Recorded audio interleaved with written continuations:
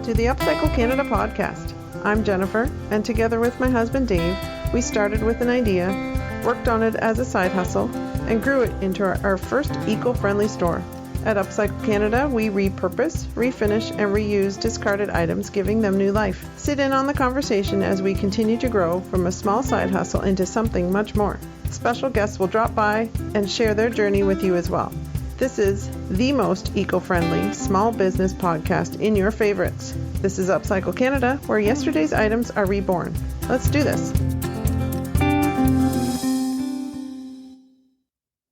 Welcome to the Upcycled Canada podcast. Guys, this is great. We have with us today a husband-wife couple. Their business is called Wood Pallet Treasure, and they came on the podcast earlier and we recorded. Unfortunately, near the end of the podcast, we kind of got cut off and technical problems. It was just a nightmare. But these two are so genuine and kind, and their story is so amazing that we went through and edited up the podcast episode, the recording, to make it a little bit easier to produce. And we wanted to share it with you. We didn't want to lose this opportunity because we had a great conversation, and these are two amazing people. So today we're focused on Wood Pallet Treasure here on the Upcycle Canada podcast. Jen's at work, so I'm completely unsupervised. So we're going to do this, just you and me, okay? Don't tell Jen. So here we go. Wood Pallet Treasure here on the Upcycle Canada podcast. Thank you for listening. Thank you for being a part of our 2,500 downloads. My gosh, you guys are amazing. Thank you for listening and thank you for sharing. Please share the podcast. Please tell people about the Upcycle Canada podcast. And we appreciate every single listen. Hit that little follow button as well on your podcast app so that you know when the new podcasts come out. And again, from Jen and myself and Paige's Picks, we really appreciate everyone listening. Here we go on the Upcycle Canada podcast. Wood Pallet Treasure, our special guest here today. Thanks for listening. Hi, everybody. Welcome to the Upcycle Canada podcast. I have some great new friends that I have found on Instagram, and I've been doing a deep dive into their business and really enjoying checking out Wood Pallet Treasures. I have Laura and Travis here today. Welcome to the Upcycle Canada podcast, guys. Nice to meet you. And thanks so much for having us, Dave. It's been nice getting to know you, and I'm excited to chat with you today. Excited. So, Wood Pallet Treasures, where are you guys in this great world of ours? So we're located central Minnesota, east central Minnesota. So okay. Twin Cities area, Minneapolis, St. Paul. But we are actually, 45 minutes north of the metro area. So we actually are in a pretty small rural area. Population of our town is about 600. Okay, yeah. So I grew up in a town in northern Canada, and we had 500 people in our town. And they told us that if you haven't heard a rumor by noon, you have to start one. Yeah, that's pretty much where we're at. Yeah. So that was one of the first things they taught us. We're like, okay, well, you start a rumor. Okay. So did you hear about Laura? Yeah. So we'd have to go around and do that. That's great. Yeah. I love small town. I love the atmosphere. I love the community. And what I love about looking at your stuff online is you capture a lot of that in what you do. You are capturing community, your love of your community. And it shows in the posts that you guys do. It shows in everything that you guys are about. So really enjoying the opportunity to talk to you guys. So let's chat about how all of this started. Take me back to the morning you guys woke up, you had your coffee in your hand, and you went, you know what? Let's start Wood Pallet Treasures. Let's start something that's going to change our lives. And you had this all thought out. Tell me, let's go back there to that day and let's talk about that a little bit. That is so funny because it wasn't thought out. So Travis is a carpenter basically by trade. I mean, he started building houses at 15? 16, yeah, 15. Yeah. He's one of those jack of all trades guys that can do anything. Yeah. And I'm I'm not. And I'm a crafter. I love to get crafty. I like to be creative, but I'm a teacher by trade. And so I was actually at a bridal shower once, and I was with my mother-in-law, and on the wall was this really cool shelf wine rack type thing that was made out of clearly wood pallets. And she mentioned, gosh, that's really cool and creative. I'd love to have one of those. And so I took out my phone, took a picture, and I thought, well, that's an easy Mother's Day gift or Christmas gift. And I'm going to make sure that I tell Travis about this. He can whip that up in 10 minutes. Yeah. And so I brought it home. I said, look at this picture. Your mom loves this. We can easily make this. Like, there's pallets everywhere. Like, I'm going to go find some and we're going to make these. And he was like, I don't know. I think you didn't think it was very cool. No. Yeah, I didn't think it was going to go anywhere. But he's like, okay, sure. Bring home a pallet. And so, because he's used to working with lumber, wood, whatever. He's like, pallets, And so we did, and he made one, and she loved it. And then we started having friends requesting them. And so I started finding more pallets, and he started cutting them apart and making them. And next thing you know, I said, all right, now I want you to make this. Let's try this. I'll start cutting the pallets. I'll start sanding them. But if you can make this, let's try this. And next thing you know, I thought, okay, I just made up a hashtag on one of our photos that was Wood Pallet Treasures. And there was just like a second thought. Like, I didn't put any time or effort into even the name. And then I thought, well, this is going somewhere. Let's start an Etsy shop. And it would be just a great side gig. We'll sell a few a month and have some travel money. This will be fantastic. And because of the hashtag I made on some of the posts that I was promoting, I thought, well, that'll just be the name. And here we are. Wow. 6 years later, we're Wood Pallet Treasures. And we've just made our, we have 3,000 sales on Etsy. And, but more just local and other places that we sell. But, we're at the point where he still goes to his full-time job and fire jobs and coaching. And we are full-time in the pallet shed the other times that we have. Yeah. Wow. So did you guys have any kind of business background as far as starting your own personal business before this? Zero. Okay. Yeah. Wow. No business. We just are learning as we go. Really? Like starting a website, all of that was just very new, very not fun. That's not the fun part of the job I like. I don't like being on a computer. Yeah. But you have to, right? Yeah. I mean, you have to when you're promoting stuff and selling. Your content creation is beautiful. Like the images that you're sharing, the everything. It's got this beautiful look and feel. And the nice thing, to give you credit as well, as somebody watching and in love with what you're doing, is just the quality of what you're doing. You don't appear at any point in any of your posts that this is like, well, we're doing this ourselves and we don't really know. Like we can see some creators online and you can see they're trying to find their lane. You guys have definitely found your lane, and it's beautiful. Thank you. And, that is something that I feel like has taken time. I mean, we started with, we didn't know what we were doing. And we were literally, I think when a lot of people start something, they start it because, you have a reason for when you do something. Like we started it because it's fun and we can make money. Now it's just, we've adapted and we've changed obviously our style and what we do to now where it feels comfortable. We know what we're doing. We're making the things we want to make. And it's not every, a business is about money, but it's more than that. It's more about what we enjoy doing. We enjoy being creative. We enjoy building, constructing. We enjoy hauling trash off the side of the road. That's exhilarating, right? That feeling. Oh yeah. And it's really fun too then for us because our children now are at the age where they're helping. They're cutting pallets. They're hauling pallets for us. They're using the sanders and the tools, and they're doing a lot of staining and painting for us because we can't. I mean, we're busy now. We can't do it without the help, and so it's literally our lifestyle. So it's been fun, navigating that and changing that over the years to where it fits us better. This is great, and I love when a side hustle, an idea as organic as it starts, grows and becomes something in front of you, So Travis, what kind of things have you learned in the process of creating a business? Like how's this changed your thoughts as a purist, as somebody who works with wood and appreciates the nice kinds of wood there are for a pallet to show up on your workbench? You're like, oh, really? Like we're going to do the pallet thing, Yeah. Well, I guess the main thing that I see now is, is being outside, being in the shop. It was always a hobby, and it still is a hobby. And that's kind of the main focus is keeping it that, so it's not overwhelming my life, I guess I should say. So I try and keep it as a hobby. And the nice thing about that is rather than coming home from work and sitting in front of the TV, I can come home from work, go out to the shop and still make a little bit of money doing something I enjoy.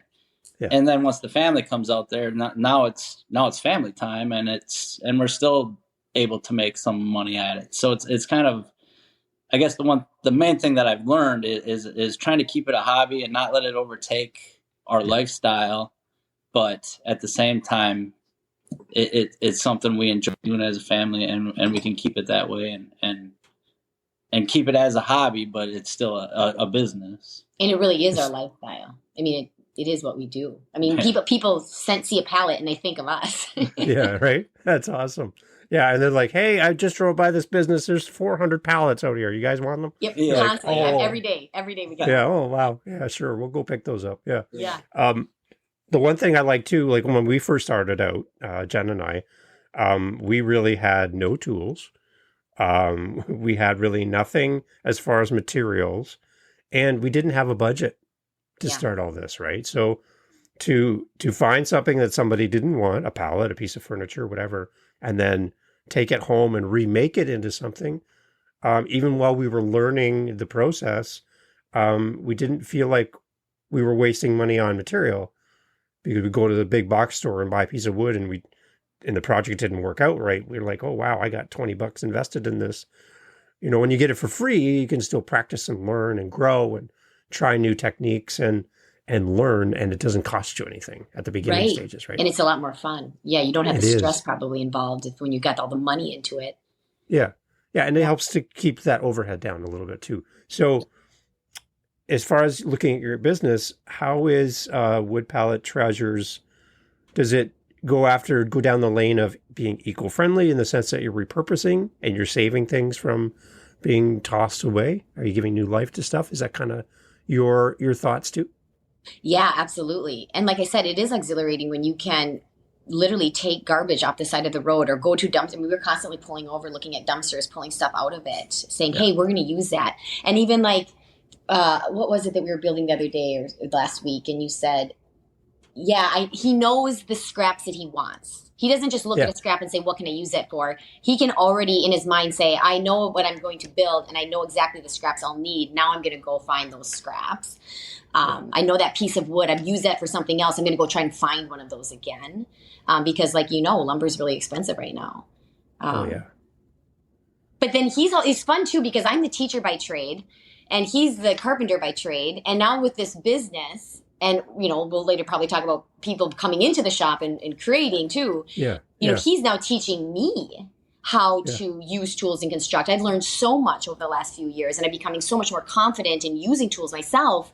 And then the flip side of that, now he's become more comfortable working with other people, teaching. So we've kind of used our trades in a different way and teaching each other too. So Travis, the one thing I noticed, we have 3 kids and they're all adults and they've moved on to their lives and doing stuff. 2 of my boys are both finding their spot within the trades, which I'm thrilled as a dad to see my kids go that way. Are you seeing, Travis, in like home construction and all that kind of stuff, are you seeing an uptick? Are you seeing kids coming out of high school, college interested in this? Or are you still finding it that the trades are not really as attractive right now? I think they are not as attractive right now. I think with all the computer stuff going on, all these younger generations are gearing more towards that stuff, and so I think and then the market, depending on the markets, how the markets are, everything is so up and down with housing and all that stuff that it's just hard to find a constant job, I think, in the trades. But that's kind of my view on it, I guess. So and there's there's such a push for the 4-year college too, and there's such a push for technology and marketing and business, and I think we're in that day and age now where it's just easier to hire somebody. Everybody wants that immediate gratification, and so rather than learning a skill or learning how to do something or finding the confidence to do it yourself, it's just so much easier to hire somebody to do it. And I don't think there's a push working with your hands, right? So let's jump in then to Project Wild Rooted. where and what you guys are doing as far as teaching. You're having students, kids, and families come into your world, and you're teaching them how to work with their hands, how to work with tools. Yeah. So that's got to be rewarding. Right. And so, being that teacher, last summer, a teacher friend and I started Project Wild Rooted, which is hands-on experiential learning for kids. And it was exactly that reason. We had so many discussions around the bonfire, some teacher friends and their husbands just talking exactly about that, about the trades. And like, we feel good about teaching our own children that, and they're doing a little bit of it in the school, but it's an elective. So not all those kids are signing up for it. In fact, the kids that really should be learning it, because maybe they don't have the parents at home teaching them, aren't getting it in school because they're not confident enough to sign up for those electives. So we're really not helping anyone. The kids who are getting it at home are signing up for those classes, relearning it at school, having a great time, but there's no growth in the learning. And so we talked about, like, what can we do to change that? And we said, we got to teach them young. We got to teach those kids to get away from those devices, have more confidence, and have a connection with nature and using their hands. And so with Project Rooted, we just said, we're going to have these classes. We're going to see who signs up. And it was crazy because it blew up. We have an assortment of different classes, whether it be in the shop, building, constructing, or learning something about nature. And we also have some classes that tie in the two. Like, we're going to learn about birds and birding and how, birds build nests and what resources they use. And then what can we do as stewards of the earth to help out those birds? Well, we're going to make some bird feeders, and you're going to come into the shop and we're going to use some upcycled materials, and we're going to construct a bird feeder. And so it's just so fun to tie in those two pieces together. And so we're literally almost up to a year with Project Wild Rooted, and we have sold out through September already with all of our classes and workshops. Wow. And so that's been fun on the children's side. But then on the Wood Pallet Treasures side with adults, we just had a sign painting class. So we use upcycled materials and paints and stencils, and then the people eat some snacks, right? Have some beverages, and then they bring home a quality product. Yeah. And it's just fun. It's all about building community and working with their hands. So. Right. And we're coming out of a global pandemic, and people have been forced to go into their homes and not socialize. And it's kind of nice to be able to get out of that and get back into the community. And that is so true. Sit across a table from someone. Yeah, they want, the community, they really want that. They have been isolated for so long, and people, they want it for their children, and they want it for themselves too. So. Yeah. I love how you guys are investing in the next generation of families with your content, but also with practically giving these classes.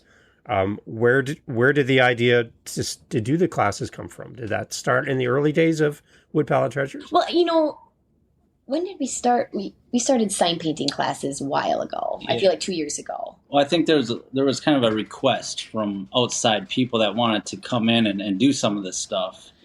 And I think that's kind of where it started. It was the Girl Scouts. We had a Girl Scout troop reach out to us and say, hey, because Girl Scouts are requiring these badges. And one of them, several of them we could do in the shop. And so they reached out, would you like to have some Girl Scouts in the shop and teach them how to use tools to construct a project? And after we did that, I remember telling Travis, we need to bring kids in here, not just adults. We need kids in here. Yeah. And so with that thought, and the whole trade stuff and the nature-based stuff, that's how Project Wild Rooted came into me. That's right. That's really good. Yeah, it's great. I mean, it's what people nice need. When they want it. Yeah. They're looking for it.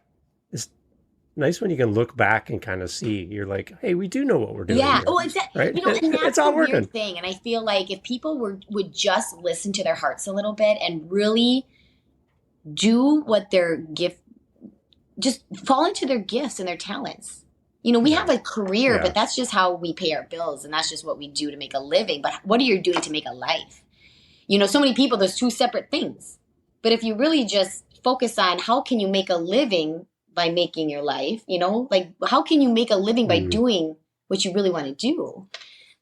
That's where it all just, it blows up. It's amazing. When you really are doing what you're passionate about, really good things happen. They fall into place. Yeah. I heard somebody say that a salary is the money they pay you to keep your dreams on the shelf. Yeah, absolutely. I believe that. Right. You're like, yeah, well, I have this thing that I love, but I also have a career which pays my bills and pays my medical and gives me security, but I really want to do this, right? This is where my heart is. And then you sound crazy if you quit that. Yeah. Yeah, which is yeah, what I right. And did. all Yeah. every family, friends, yeah, they all look at you like, "Are you sure about this? Yeah. Really? You want to jump into this wild unknown?" Yeah, yeah, I do. I really, really do. Yeah, and it's funny because I literally just I took a leave of absence from teaching this year to focus on Project Wild Rooted, and it blew up, and it, I was getting a big push, just internally, just saying you need to just be done teaching full time, and so I did. I resigned, and I told a few people my saying was I chose passion over pension. And I literally just the other day walked into the hardware Ooh. store, and the guy that you used to work with who just quit recently, he looked at me and he said, "Your Facebook post when you said you chose passion over pension, I went to work that day and I said I quit." I'm like, oh goodness, I hope that was a good thing. Uh-oh. Uh-oh. People are looking at my posts. Yeah. Yeah, that's really good. I'm definitely going to use that one. Yeah. That's a okay, say it one more time. What is I the chose saying? I love it. Just do it passion over again. pension. Passion over pension. I like hearing it. That's why I keep Yeah. asking. Yeah. That's I like that. That's a sign For somewhere. sure. You got to make that. Yeah, That's got to go on the wall up there with the Wood Pallet Treasure sign in the shop there. for sure. For sure. Well, the nice thing, Wow, that's nice really thing with cool. us is I can keep my pension, and she got to quit her job and live the passion part. So we still have the pension, but we also have the passion. So Yeah. so we're kind of lucky. See, yeah. So you know what? You two are the opposite of my wife and I. Jen's actually at the store. She's going to be here in a little bit. Jen has a full-time job. She loves it. She's like Monday to Friday. It's her thing. It's her passion. And this for Upcycle Canada for her is a side hustle. So she's not leaving anytime soon. Where I'm kind of on Camp Laura here. I'm like, let's just go. Right. And I love the combination. I love how you guys play off each other. That's a great team environment that you two have. That's really funny. There's a lot of people that right? have actually said that we make a really good team. And I've had several people say, and you probably get this with Jen too, and maybe your friends will say this, but they'll say, I don't know how you do it. I could never work with my husband, or I could never work with my wife. And it's weird because Okay, yeah. I don't know, like we do spend a lot of time together, but it's just different. It's just stuff we have to get done. We do it, and I don't know. I've never really thought about it as being like a hard thing. Sure, there's more to argue about, I guess. And we sometimes, I guess, we do get into arguments about who's the boss. Yeah. I Yeah. give up on And that. when Jen and I were first married, we'd have this thing, but whoever said I'm the boss at 12:01 at midnight was the boss for the next day. So it'd be like 11:59 at night. We're both like looking at each other like, Yeah. I'm the boss. Right? I'm the boss. I'm the boss. I'm the boss. Right? We tried to. So whoever could say it first was the boss. So and then sometimes you'd forget, right? And it's like 11:59, and you're like, "So how was your day?" Get them talking, and right? You're like, and they're halfway through their sentence. I'm the boss. You're like, oh, dang it. I love it. So yeah, that's really cool. It's really cool. So yeah, I love how you guys work together. That's inspiring as another couple in business. I really, really like that. So tell me a little bit about your online presence. You talk about Etsy. We've tried Etsy. To be quite honest, we haven't put the effort in that you guys are doing. Like you're making me rethink everything. So tell me about what you've learned online, what works for your small business that you're really, really happy and proud about, and how you build community through social media. Well, so it's funny because, like I said, I knew nothing about starting a business. I knew nothing about Etsy, and I just knew it was a handmade marketplace. And so I thought, perfect. We're not ready for a website. We don't need a website. I don't want to manage a website. But Etsy, what I had heard was, kind of does the work for you, right? I mean, you pay their listing fees and their seller fees or whatever, and then they kind of just do the work and the promoting for you. And so when we started, I mean, I didn't know anything about it, and so slowly over time, I've listened to some podcasts. I've joined a few online communities where I'm learning finally about, okay, what are the right things to do? And it took me years to figure it out, and I'm still learning. But I would say Etsy is definitely the way to go. And I think you guys would really enjoy it once you kind of put the time and effort into it, because, the photos are really important, and your descriptions and the tags that you use and all of those things. But we have been very successful at it. In fact, we just learned, and I didn't know anything about this, but we had just learned that we are in the top 3% of sellers on Etsy. Of course, now they have millions of sellers. They're worldwide. So that 3% is like one of 220,000. But that was pretty incredible to think about. Like, you don't really realize the hard work that you're putting in until you can see the benefits like that. But Etsy has been doing great for us. In fact, we were at the point where we're like, we didn't need to be anywhere else because we were both at that time working 2 full-time jobs. There was no reason why I should promote more because we didn't have the time to put in, to it. But over time, when we started doing more, like with our workshops and Project Wild Rooted, then we realized it was time for an actual website as well, just so we can like put everything that we do on one site. You can't do that on Etsy. Yeah. So then I started our website, and we sell on Shopify as well. But to be honest with you, most of our online orders still come from Etsy, just because I know more about it and I put more time and effort into that. But I went to a women's retreat. It was actually called Rural Rooted. I had to apply for it. I was feeling a big push last spring. Was it last spring? Yeah. Where I just was stuck. I couldn't work full time anymore teaching, and then work out into the shop until midnight, and then come home and deal with the kids, and we have animals. We have cows and goats, and I was just managing too much. And I thought, I can't live like this. So I have got to figure out where my focus needs to be and what God really wants me to do with this life I have, because right now I am treading water. And so I applied for this women's in rural business retreat. And I got on a plane the first time I ever did that for myself. I was scared to death. And I had learned about online community and how when you have an online business and you're promoting yourself on websites and online, people don't just buy a product. They buy from you, the seller. They want to know you and who you are and what your story is. And I think a lot of us in business don't really feel like people are interested in us. They don't care about us. They just care about our product. But I had learned that is so true. People do buy. They buy from people. And so it's really important for us to show our presence and show our face. And so I did a lot more than on Instagram and Facebook, with not only just sharing our product, but sharing who we are and our family and our community and what's important to us. Yeah. And then everything really started falling into place a lot more. And so that is one big thing I had learned over the last couple of years is definitely people do want to know who you are. Yeah. And they come with knowledge to you, right? When they come to see you at an event, or they come to Wood Pallet Treasures, they come to, all the different things where they can find you, and they walk up to you and they feel like they know you, exactly. Right? You've never met them personally, but they watch pictures of your family, and they're like, I've already done my research. That's why I'm here. I want to buy from you. Exactly. And it's really humbling too, because you have established that level of trust with them. And so basically it's easier to sell because they trust you. They feel like they know you.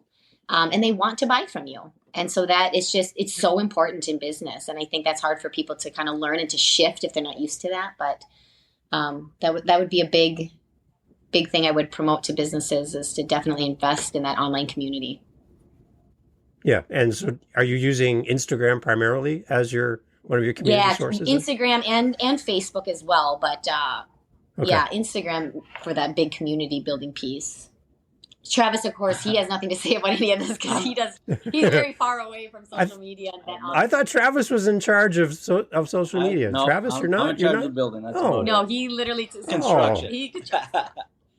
Wait, what's going on here? I thought Travis was in charge of all Instagram. Yeah, right. Posts. No, I think we would fall apart if that were the case. I don't navigate around that stuff at all. Yeah. It's really interesting, Laura, because between you and Travis, my wife's the same way. She's like, I don't really want to do social media.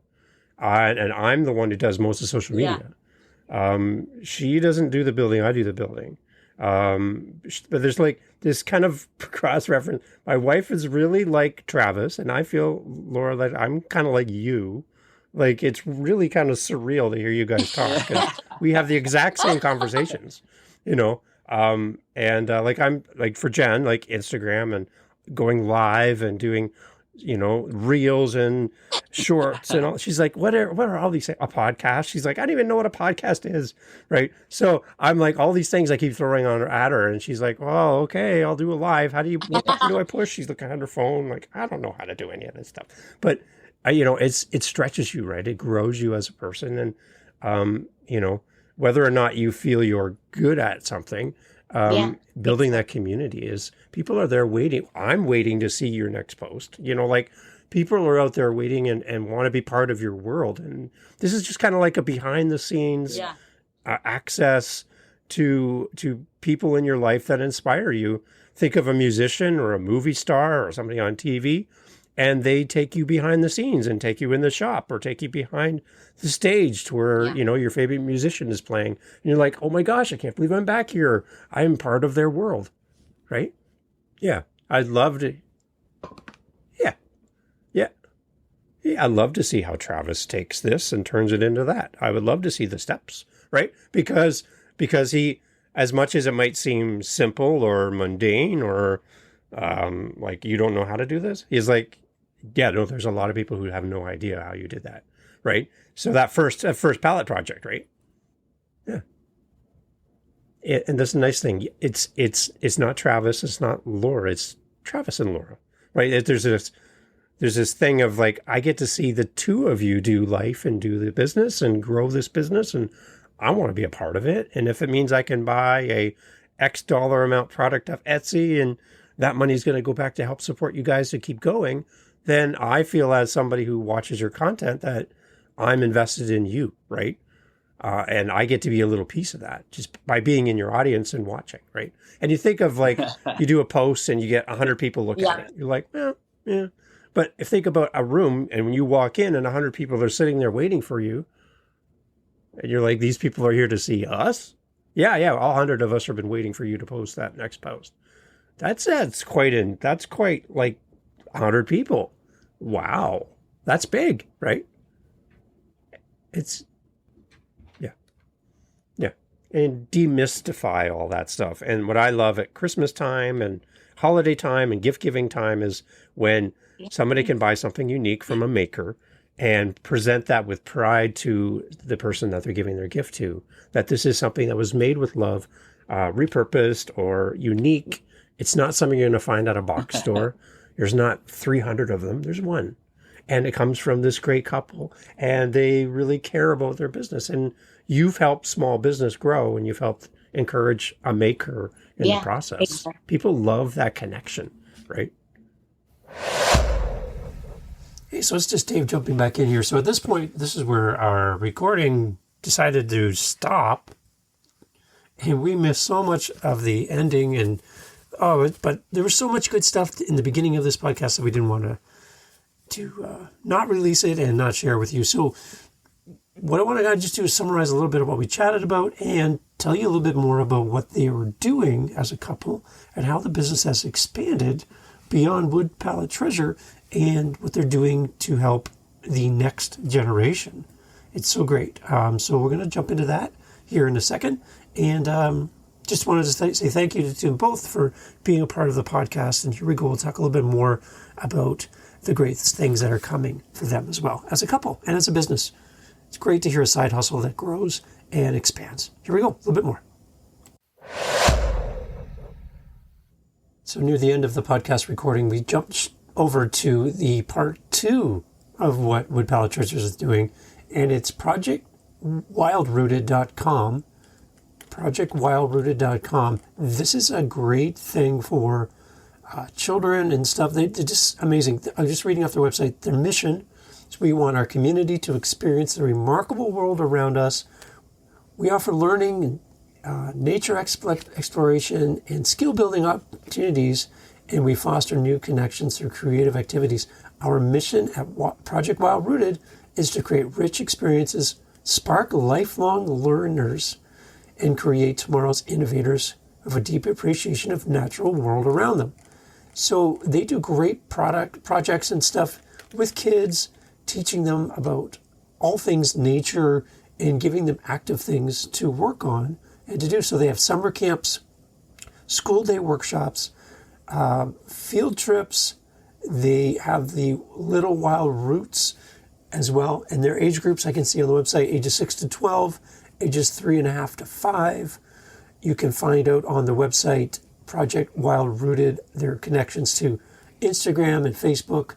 And there's even a tab there I highly suggest for you is to donate as well and help these two out, help this family out as they are reaching out and helping children and giving this a great nature-based learning opportunity for kids.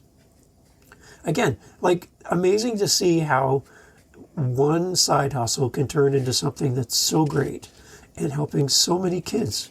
Super proud to have them on the podcast. Super proud to be able to share this episode with you. And again, reach out to them and let them know you've heard them on the podcast. Contact them through their website.